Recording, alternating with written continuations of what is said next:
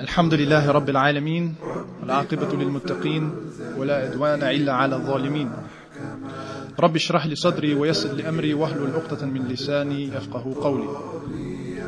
السلام عليكم ورحمة الله وبركاته. Al-Bukhari har berettet, at Aisha radiyallahu anha sagde: må Allah være barmhjertig mod de første kvindelige immigranter. De rev prompte deres klæder over og tog dem som khimar, da Allah subhanahu wa ta'ala åbenbarede: وَلْيَدْرِبْنَا بِخُمُورِهِنَّ عَلَى جُيُوبِهِنَّ, og lad dem trække deres hoveddække sammen om deres bryst. Aisha radiyallahu anha roste nogle af de første muslimske kvinder for deres øjeblikkelige efterlevelse af Allah subhanahu wa ta'alas ordre. Aisha radiyallahu anha, må Allah være tilfreds med hende, al-Mu'minin, roste disse beærede kvinder, fordi de valgte at efterleve Allah subhanahu wa ta'alas ordre om at iklæde sig, om at iføre sig khimar uden den mindste tøven. Aisha radiyallahu anha roste disse beærede kvinder, fordi de valgte at iføre sig en islamisk forpligtelse. De valgte at iføre sig det islamiske khimar. Ikke fordi det var en grundlovssikret ret, ikke fordi det var en demokratisk ret, ikke fordi det var en menneskeopfunden idé, men fordi det var en ordre for Allah subhanahu wa ta'ala, skaberen af mennesket, livet og universet. Allah subhanahu wa ta'ala, den som har skabt os, den som vil tage livet fra os, den som endnu engang vil genoprejse os, og som vi alle sammen skal vende tilbage til. Den som ikke kan stilles til regnskab, men som stiller til regnskab. La yus'al amma yaf'alu wa hum yus'alun. Han bliver ikke spurgt om det han gør, og de bliver spurgt. Aisha radiyallahu anha roste dem for at træffe dette valg. Og i dag er vi så vidner til, hvordan nat er blevet til dag, og dag er blevet til nat. Hvordan det prisværdige bliver dadlet, hvordan det beærede tørklæde bliver kritiseret. I dag bevidner vi, hvordan vestens politikere i samlet flok, fra højrefløjen til venstrefløjen, har lanceret en kampagne mod det valg, som Ansars kvinder traf. Mod det valg, som de første muslimske kvindelige immigranter traf. Det valg, som Aisha roste dem for. Vi ser, hvordan de har lanceret en kampagne mod det islamiske khimar. En kampagne mod den islamiske påklædning. En kampagne mod selveste islam.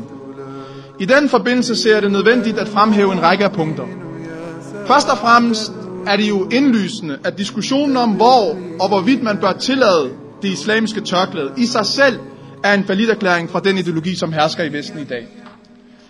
En falliterklæring, fordi det afslører, hvor svagt Vesten i virkeligheden står, når det kommer til at argumentere for dens idégrundlag.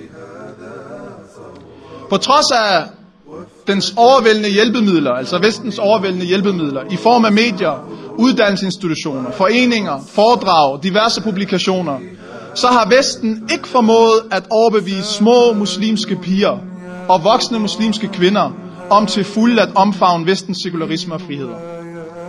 Og derfor er Vesten nået så langt, at den nu gennem tvang, hvilket altid har været tyrannernes foretrukne våben, tvang i form af diverse lovgivninger, forsøger at få de muslimske kvinder til at smide tørklæder og smide deres overbevisninger.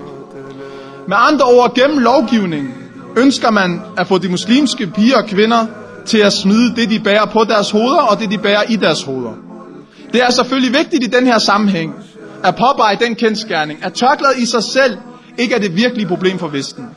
Sagt med andre ord, det er ikke de 100 gram stof, som udgør det islamiske tørklæde, der er problemet. Men det er det, som tørklædet symboliserer, der er det reelle problem.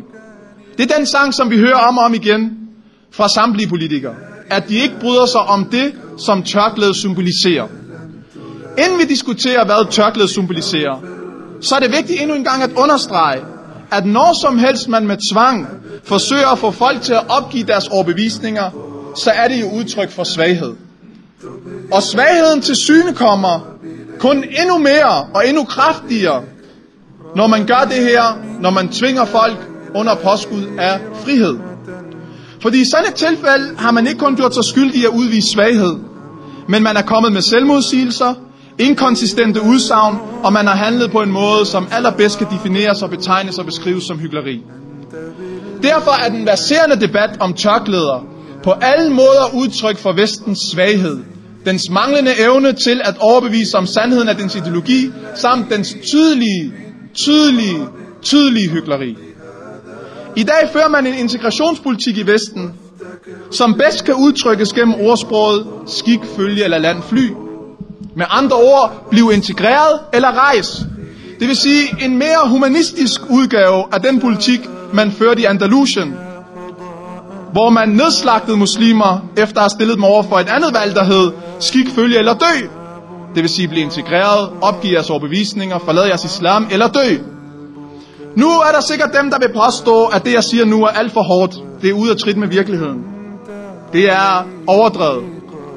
Men dem vil jeg blot spørge, er det ikke en kendsgerning, et faktum, at utallige politikere har udtalt det entydigt med deres egne tunger? Dem, der ikke ønsker integration, har intet at gøre i Danmark.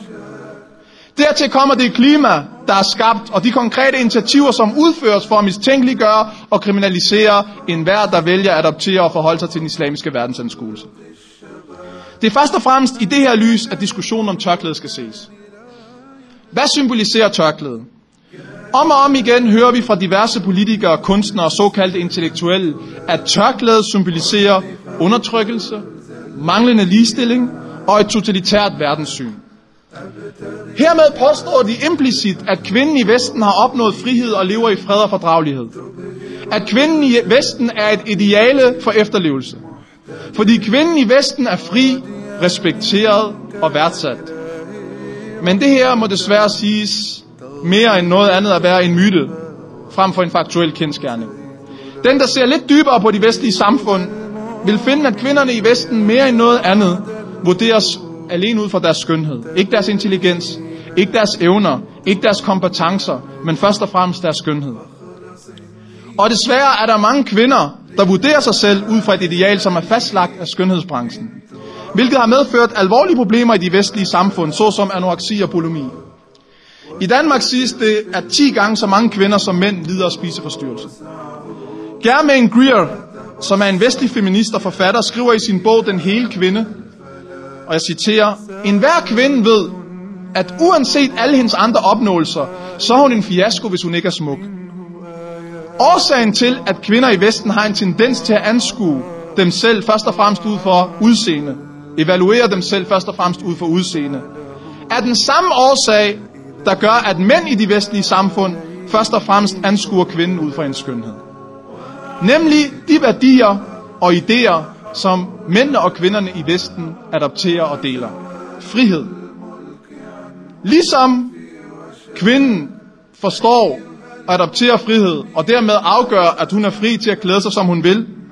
På samme måde udgør den her idé en idé, som manden adopterer. En idé, som gør, at han ud fra sin frihed anskuer kvinden på en måde, der gør, at han kan behandle hende, som han ønsker. Han kan bruge hende, som han ønsker. Han kan kassere hende, når han ønsker det. Frihed er det, der har gjort, at kvinden i Vesten ikke betragtes som et menneske, men i stedet betragter man hende som en genstand, der kan bruges til 2 ting. Enten kan man tjene penge på hende, eller også kan man bruge hende til at tilfredsstille sine seksuelle lyster. Det mest optimale er selvfølgelig, hvis man kan realisere begge 2 på én gang. Sekularisme, friheder, demokrati er det, der er årsag til utroskab, er det, der er årsag til en nedværdigelse af kvinder, som du ikke engang finder i dyreriget.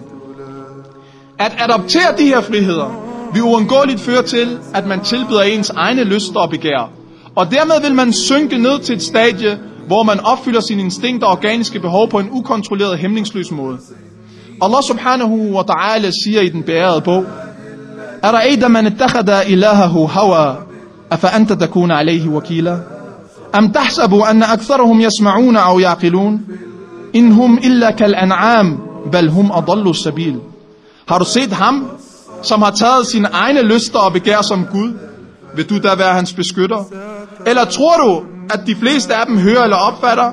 De er ikke andet end kvæg, men nej, de er endnu mere vildledt. Jeg vil citere en artikel, og jeg indleder artiklen. Jeg citerer: handel med sexslaver er et lukrativt marked. Straffen for at handle med mennesker er meget mindre end eksempelvis handel med narko, og derudover er profitten høj. 1 kilo heroin kan du sælge 1 gang, men en sexslave kan du tjene penge på dag efter dag. Man regner med, at en kvinde indbringer en bagmand 1 million kroner i løbet af 3 måneder. Og hvis du til sidst bliver træt af hende, kan du bare sælge hende videre, siger Jens Hausgaard. FN vurderer, at der hvert år importeres cirka 0,5 million kvinder og børn som sexslaver alene til EU. Hver dag tvinges de til at have sex med adskillige mænd. Deres rettigheder bliver taget fra dem, og hvis de flygter, bliver de truet med, at deres familie i hjemlandet vil komme til at bøde for det. Det er så nemt som at klø sig i nakken at få knaldet de bagmænd. Politiet er så dygtige til at efterforske, så de for eksempel kan finde ud af, at der i nogle lejligheder i Ishøj og på Nørrebro bliver planlagt terrorangreb. Så kan de vel også slå op i Ekstrabladet og se, hvor der bliver annonceret med kvinder, hvem der lejer lokalerne og hvem de betaler pengene til. Det må være det nemmeste, når de får serveret menuen i Ekstrabladet. Hver eneste dag, siger han og fortsætter. Jeg er rystet over den ligegyldighed, der er. Man trækker på skuldrene og siger, nå ja.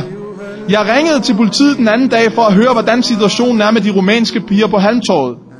Den mand, der burde have fingeren på pulsen, spørger, er det rumænerne, der er oppe i tiden nu? Der foregår organiseret menneskehandel lige over for Station City i København.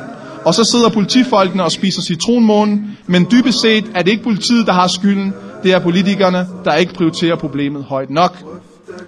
Det her er et uddrag, et citat fra en journalist, som har beskæftiget sig meget med spørgsmålet om kvindehandel.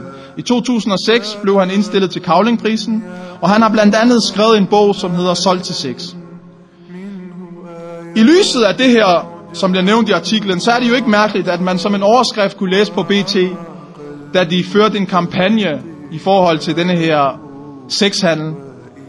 En overskrift, som lød, velfærdsminister Karen Jespersen havde ikke tid til at mødes med kvinder, der har indsamlet 16.000 underskrifter i kampen mod kvindehandel. Jeg kunne nu nævne utallige eksempler på tilsvarende ting.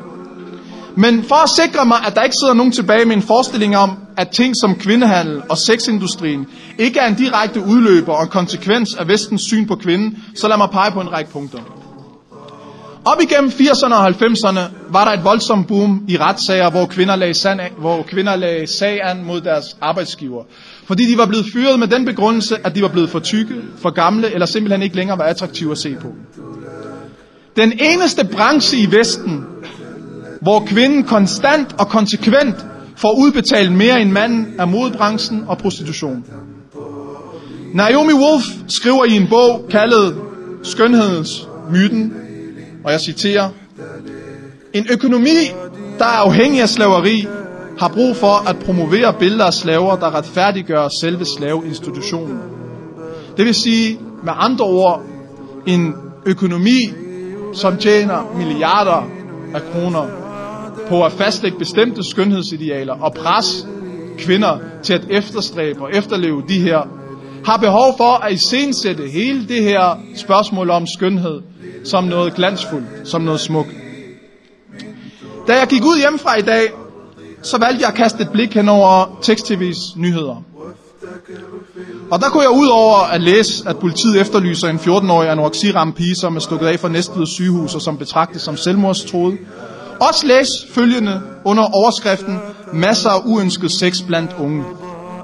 En psykolog ved navn Gisela Preibe fra Lund Universitetet har lige lavet en afhandling, som konkluderer, at ud af 4.000 svenske gymnasieelever har 65% af de adspurgte piger, som var seksuelt aktive, tvunget sig selv til at have sex. Med andre ord, de har tvunget sig selv. Overskriften på denne her nyhed var masser af uønsket sex blandt unge. De har tvunget sig selv, fordi de har oplevet et pres fra omgangskreds, fra samfund, der har gjort, at de har betragtet det som værende noget unormalt, hvis man ikke har involveret sig i den seksuelle akt. Og derfor har de tvunget sig selv på trods af det faktum, at de ikke havde lyst. Det er vigtigt at forstå, at måden kvinden bliver iscenesat på i det vestlige samfund, kommer til udtryk igennem en industri, som omsætter for milliarder. Alene i England siger man, at skønhedsindustrien omsætter for 8,9 milliarder pund årligt. Her snakker vi om skønhedsindustrien.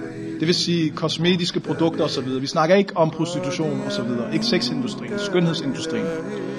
Modeindustrien globalt omsætter for 1,5 tusind milliarder dollars årligt. En omfattende undersøgelse i 1993 af Industrial Society fandt, at 54% af kvinder i England havde oplevet sex i